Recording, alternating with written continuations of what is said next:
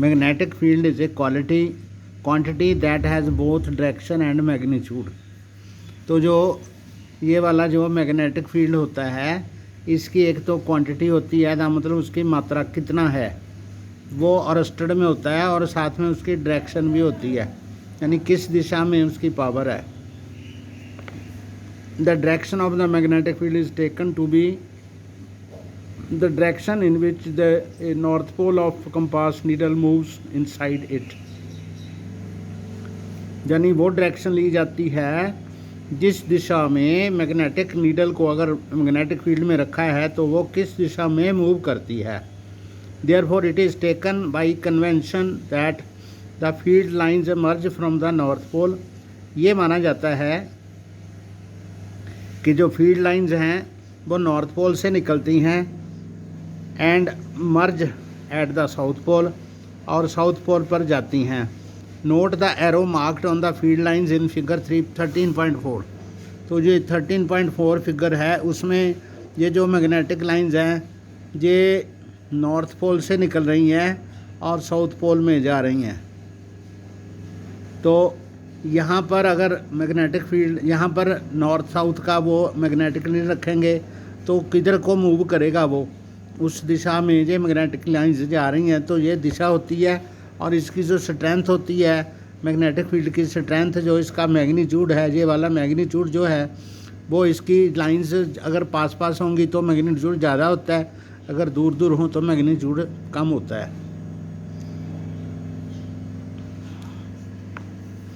Inside the magnet the direction of the field lines is from its south pole to its north पोल।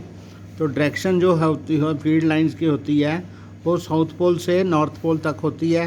दस the magnetic field lines are closed curves, यानी जो magnetic field lines होती हैं वो closed curves होती हैं, यानी कि ये यहाँ से शुरू होकर यहाँ इसके बीच में से यहाँ निकल के फिर यहाँ, यानी कि ऐसे पूरी क्लोज कर्व है ये।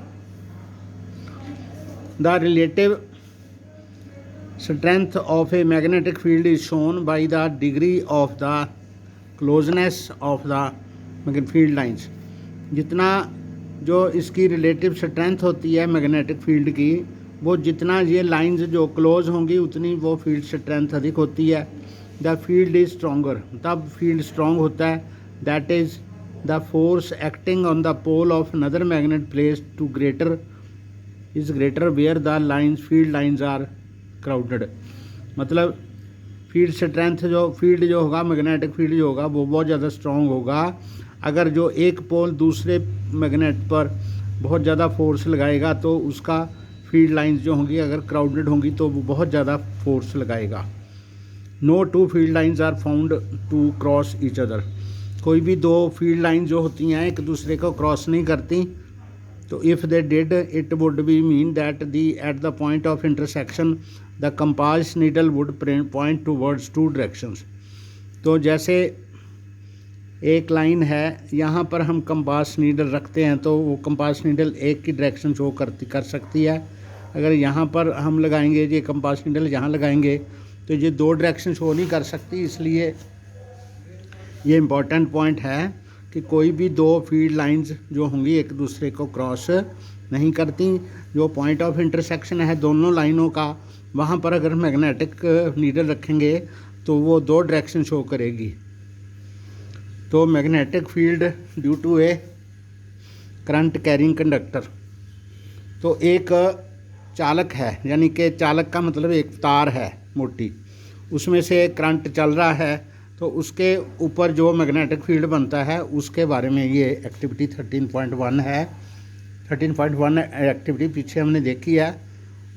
We have seen that an electric current through a metallic conductor produces a magnetic field. हमने देखा है कि अगर एक तार में से करंट चलता है तो उसके चारों ओर मैग्नेटिक फील्ड बनता है, जिसके अगर उसके एरिया में अगर मैग्नेटिक नीडल रखी जाए तो वो डिफ्लेक्ट होती है। वो हमने एक्टिविटी 13.1 में पढ़ा है।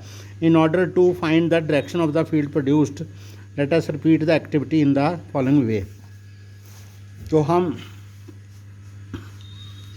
Activity 13.4 okay